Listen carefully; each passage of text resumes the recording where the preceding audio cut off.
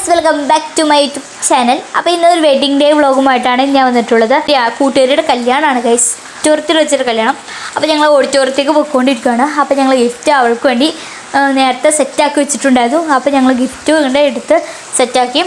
So അങ്ങനെ ഞങ്ങൾ ഒരുമിച്ച് പഠിച്ചത് 8 മുതൽ ഞങ്ങൾ ഡിഗ്രി സെക്കൻഡ് ഇയർ വരെ ഞങ്ങൾ ഒരുമിച്ച് പഠിച്ചു.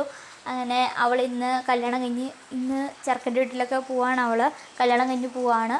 അപ്പം അൽഹംദുലില്ലാ അവൾ നല്ലോണം ജീവിച്ചു പോകണമെന്നാണ് എനിക്ക് എൻ്റെ വിശ്വാസവും എൻ്റെ പ്രാർത്ഥനയും. അപ്പം ഞങ്ങളുടെ കുട്ടിക്കാലം എന്ന് പറഞ്ഞാൽ ഞാൻ ഇടയ്ക്ക് ഭീമയുടെ വീട്ടിൽ പോയി നിൽക്കും. ഇടയ്ക്ക് ദിവസങ്ങൾ ഞാൻ എൻ്റെ ബ്രദറിൻ്റെ അടുത്തൊരു ഇക്കാക്ക അവളെ വീട്ടിൽ കൊണ്ടിടാവോ ഇവളെ വീട്ടിൽ കൊണ്ടിടാവോ എന്നൊക്കെ ചോദിക്കും. അപ്പോൾ ഞാൻ അവൾക്കടെ നബിദിനത്തിൻ്റെ അന്ന് എൻ്റെ കൂട്ടുകാരുടെ വീട്ടിൽ പോയി നിൽക്കും താലി കാണാൻ വേണ്ടിയിട്ട്. അപ്പം അവൾക്കൂടെ ഉമ്മച്ചി പറയും, നിങ്ങൾ ചോറുണ്ടിട്ട് പോയാൽ മതിയിട്ട് മക്കളേന്ന് പറയും.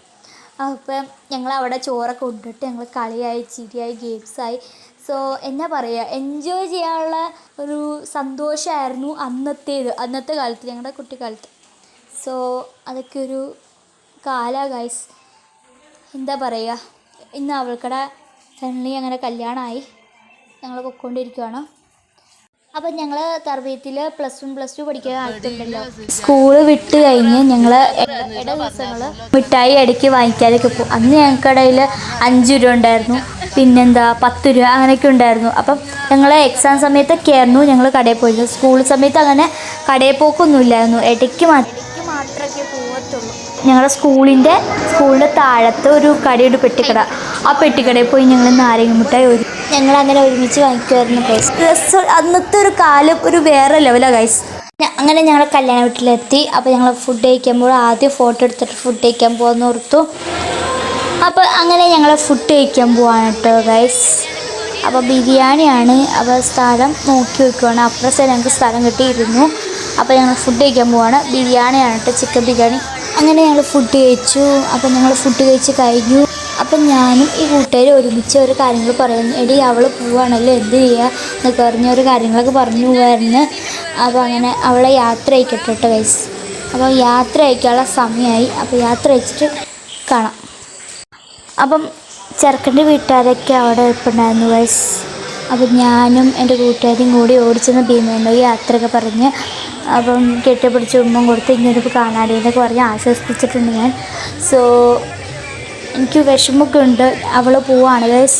കൊണ്ട് ഞങ്ങൾ ഒരുമിച്ച് നടന്നാണെങ്കിലും ഞങ്ങളുടെ ചങ്ക് ബ്രോയാണ് പോകുന്നത്.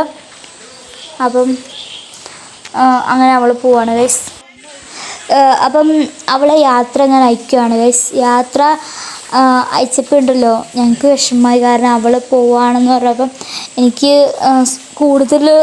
കൂടുതൽ സങ്കടമായി.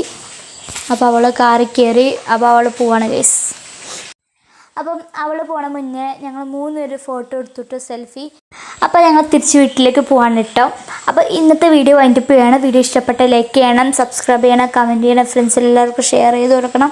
പിന്നെ അത് മാത്രമല്ല മാക്സിമം എൻ്റെ ചാനൽ എല്ലാവരും കാണണം, സപ്പോർട്ട് ചെയ്യണം. കാണാത്തവർ കാണണം കേട്ടോ, അത് മറക്കല്ല. സോ അടുത്ത വ്ളോഗ് വരുമ്പോൾ കാണാം, അടുത്ത പുതിയ വിശേഷങ്ങൾ വരുമ്പോൾ കാണാം. ബൈ.